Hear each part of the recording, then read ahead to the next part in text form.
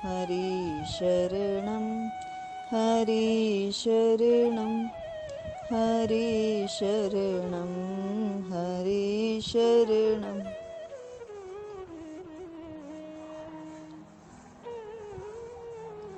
घर में दिया जलाने से वह झरोखों में भी प्रकाशित है, वैसे ही भगवान मन में प्रकट होते ही अन्य इंद्रियों में भी भजनानंद उत्पन्न कर देते हैं।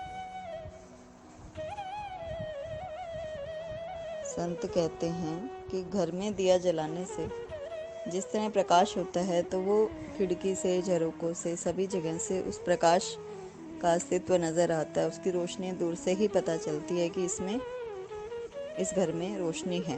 वैसे ही हृदय का दीपक, प्रेम का दीपक जल उठे तो समस्त इंद्रियां भगवान के भजन में ही रत होने लगती हैं, क्योंकि कल तक ये सभी इंद्रियां बाहर की तरफ दौड़ रही थी, संसार की तरफ दौड़ रही थी, संसार में ही सुख का खोज कर रही थी। अब ज्यों ही आंखें बंद की संसार की तरफ से, तो मन में ही अपने प्रियतम की छवि दिखने लगी और मन कृष्ण का होने लगा। तो बाकी जो बाहर की इंद्रियां हैं वे भी, जैसे हाथ हैं, कृष्ण की सेवा करने का मन होने लगा, पैर है तो आपको मंदिर तक ले जाने लगे, भोजन करें तो यूँ लगता है कि हमारे भीतर ही हमारे इष्ट भोग पा रहे हैं, प्रसाद पा रहे हैं।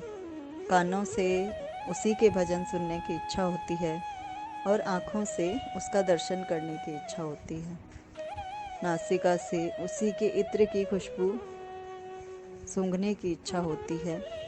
हर एक, मतलब हर इंद्री, ऐसे लगता है कि सभी कुछ, हर क्रिया, हर एक्टिविटी उन्हीं ठाकुर के लिए करें। जिस तरह इसे इस तरह समझ सकते हैं कि जिस तरह एक लड़के और लड़की की सगाई की जाती है, तो युवती जो होती है वो अपने प्रेमी को, अपने पति को रिझाने के लिए तैयार होना, उनकी पसंद का पहनना, वैसे ही युवक भी करता है। तो सगाई से विवाह तक की जो एक अवस्था होती है, उस टाइम हर वक्त उसी के बारे में सोचना, उसी की बात करना, उसको क्या पसंद है, क्या नहीं पसंद है, इन्हीं सब चीज़ों को सोचते सोचते वो समय कैसे बीत जाता है पता ही नहीं लगता। हालांकि वो वक्त फिर जीवन में चाहे आए चाहे ना आए, लेकिन वो एक अलग ही समय होता है, अलग ही अवस्था होती है उस। तो ये तो हुई सांसारिक अवस्था, लेकिन जब ऐसा ही प्रेम भगवान से हो जाए, अपने इष्ट से हो जाए, गुरु चरणों में हो जाए, तो हर वक्त जीव उसी की प्यास रखता है, उसी के बारे में सोचता है, उसी के बारे में सुनना पसंद करता है, उसी का गुणगान करना, उसी का लीला चिंतन, उसी की सेवा, उसी को खिलाना पिलाना सुलाना, उसी के मंदिर जाना। यूँ लगता है कि सब कुछ कृष्ण के ही चारों तरफ है। और सत्य भी यही है कि जब कृष्ण आपके भीतर प्रकट हो गए तो फिर कुछ बचा ही नहीं, जीव उन्हीं के इर्द गिर्द चक्कर लगाता रहता है और उसी में जीवात्मा का कल्याण है। जिस तरह चुंबक लोहे को खींच लेती है, वैसे ही परमात्मा एक दिन इस जीव को अपने पास खींच लेते हैं। वो अट्रैक्शन, वो आकर्षण बल कृष्ण का, वो भक्त को अपनी तरफ खींच ही लेता है। कैसा भी लोहा हो, जंग लगा हुआ हो, कितना ही पुराना हो, खराब हो, लेकिन जैसे ही परमात्मा के निकट चलने लगता है, पहुंचने लगता है, वो ऑटोमेटिक, वो मैग्नेट उसे अपनी तरफ खींच लेता है। उस आकर्षण से कोई अछूता नहीं रह सकता, लेकिन उसको उस एरिया में आना होता है, उस एरिया तक लाता है भजन, सत्संग और नाम जप। उस जीव को जैसे ही हरि की इच्छा होती है हमसे प्रेम करने की, हमारे जीवन में संत भक्त का आगमन हो जाता है, संतों की वाणी आ जाती है, भजन आ जाता है, सत्संग आ जाता है, उनसे जीव को प्यास होने लगती है, जागृति होने लगती है भीतर से कि मैंने मनुष्य देह क्यों ली, मैं संसार में क्यों आया। खाना पीना सोना सभी करते हैं, जीव जंतु भी करते हैं, पशु पक्षी भी करते हैं, लेकिन भगवान का चिंतन मनन नाम जप भजन सत्संग पशु पक्षी नहीं कर पाते। पर मनुष्य को वो विचार भगवान ने दी, विचार शक्ति दी, मनुष्य को समझ दी कि उसे किस चीज़ का चयन करना है। जितनी भी जीवन में प्रतिकूलता आए उससे घबराकर कई बार मनुष्य कुमार्ग पर चला जाता है और कई बार घबराकर सुमार्ग पर आ जाता है। तो कुमार्ग पर गया तो संसार में चला गया, बुरी आदतें लग गई, मदिरा पान करने लगा, जुआ खेलने लगा, पर स्त्री गमन करने लगा और अन्य अन्य अन्य उपाय, कुछ भी जो भी उसको ये लगे कि मुझे इसमें सुख मिल रहा है, जबकि उसमें सुख नहीं होता। लेकिन फिर भी जीव अपने आप को उसमें उलझा कर रखना चाहता है कि कैसे भी वो उन परिस्थितियों से बच जाए। एक तरफ जब चारों तरफ से दुख, अंधकार और दर्द, तकलीफ़ें, बोझ घेर लें तो जीव परमात्मा का हो जाता है। उसकी आत्मा से चित्कार उठती है, जीव तड़प उठता है, रोने लगता है कि हे ईश्वर, हे नाथ, हे कृष्ण, मेरी सहायता करो, मैं आपका हूँ, मेरी मदद करो, मेरा साथ दो, मेरा कल्याण करो और मुझे चरणों से लगा लो। बस इसी तरह जैसे ही जीव दोनों हाथ उठाकर कृष्ण से गुहार करता है तो कृष्ण उसे हृदय से लगा लेते हैं, अपना करुणा, अपना प्रेम लुटा देते हैं और उसके हो जाते हैं। और ये भक्ति, ये प्रेम बना रहे, अनन्य होता रहे, इसके लिए जीवन में सत्संग सहज ही सुलभ करा देते हैं। हम सोचते हैं कि हम सत्संग करते हैं, जबकि ये उनकी हम पर विशेष अनुकंपा है कि हम सत्संग कर पा रहे हैं, उनकी कृपा से। नाम जप कर पा रहे हैं, उनकी कृपा से। नाम जप करते हैं तो मन में एक ऊर्जा क्रिएट होती है, हमारा अंतस खिल उठता है, हृदय में प्रेम प्रकट होता है और वही प्रेम की गागर छलकने लगती है भावों के द्वारा, वाणी के द्वारा।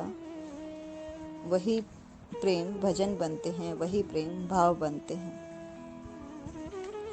गोविंद की कृपा से ही भक्तों का संग मिलता है, उन्हीं की कृपा से संत आते हैं, उन्हीं की कृपा से गुरु का संग मिलता है। गुरु के जीवन में आने के बाद आवागमन का फेर मिट जाता है, क्योंकि गुरु ही वो सत्संग की नौका हमारे जीवन में लेके आते हैं, जिससे हम राम राम करते हुए इस भव सागर से पार हो जाते हैं। नाम जप ही वो औषधि है जो अंतस के विकार मिटाती है और सत्संग से हमारे जीवन में आत्ममंथन होता है, आत्म कल्याण होता है। गोविंद की कृपा की अनुभूति तो धीरे धीरे होती है।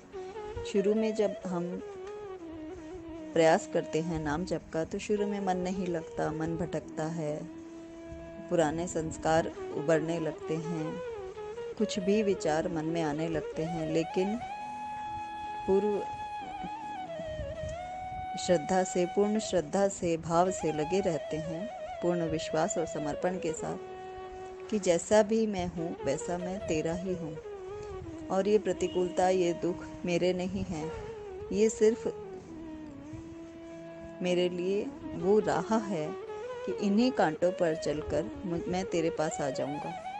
और भक्त को वो कांटे कांटे लगते ही नहीं, उसको उसकी चुभन महसूस नहीं होती, क्योंकि वो दुख और वो दर्द उसके लिए वो माहौल क्रिएट करते हैं जो उसे कृष्ण के चरणों तक ले जाते हैं।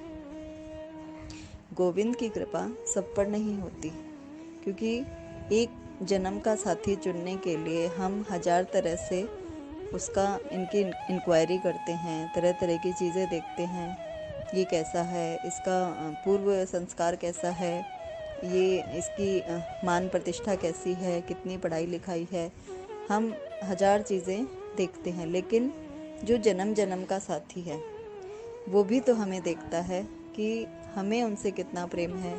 हम जरा जरा सी बातों पर विचलित होकर, हम दुख आते ही हम सोचते हैं कि क्या हमारी पूजा निष्फल हो गई, प्रभु ने हमारा साथ नहीं दिया, एक प्रयास से अगर वो चीज़ नहीं मिली तो हम निराश होने लगते हैं। लेकिन ये निराशा सिर्फ हमारी नहीं, हमारे प्रियतम को भी उतनी ही निराशा लगती है, क्योंकि हम जितना प्रेम और श्रद्धा और विश्वास से आगे बढ़ते हैं उतना ही हमारा हौसला भगवान बढ़ाते हैं और हम ज़रा सी ठोकर पे घबरा जाते हैं, जबकि ये ठोकरें ठाकुर से मिलाती है, कृष्ण से मिलाती है। वो आत्म जागृति इन्हीं प्रतिकूलताओं की वजह से होती। इसलिए हमेशा भक्त कहते हैं कि प्रतिकूलता में ही ईश्वर है। तभी कुंती ने कृष्ण से दुख ही मांगे कि सुख के माथे सिल पिड़े, जो गोविंद नाम भुलाए, बलिहारी उसे दुख के, जो पल पल नाम रटाए।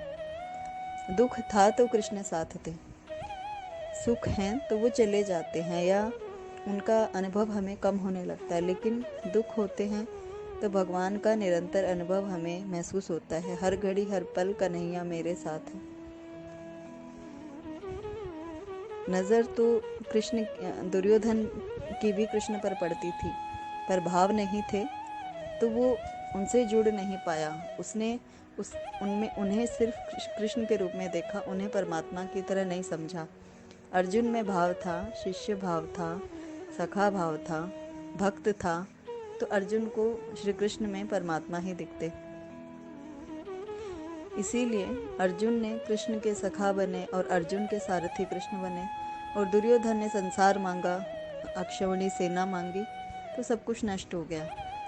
अतः परमात्मा का चुनाव ही वास्तव में जीव का कल्याण करने के लिए परमात्मा का ही चयन करना आवश्यक है, क्योंकि परमात्मा ही हमारे हैं और तो कोई हमारा है नहीं। संत कहते हैं कि जब हम सोचते हैं कि मैं गृहस्थ हूँ और मैं साधन करता हूँ, तो वो हमारा अहंकार है। और जब हम ये कहें कि मैं साधक हूँ और मैं गृहस्थ करता हूँ, इसमें हमारा अहंकार नहीं रहता। इसलिए हमें शब्द ही ब्रह्म होते हैं, और शब्द का चुनाव हमेशा समझकर करना चाहिए कि हम क्या कह रहे हैं।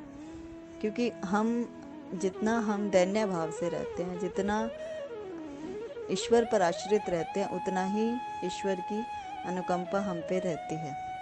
जितनी दैन्यता भाव से हमें पुकारते हैं, प्रेम से उसे पुकारते हैं, उतना ही वो हमारे निकट रहता है। हर वक्त उनकी अनुभूति हमारे भीतर बनी रहती है। अतः प्रयास करना चाहिए कि हमेशा प्रेम से, श्रद्धा से, समर्पण से कृष्ण कृष्ण रटते रहें और जीवन सफल बनाते रहें।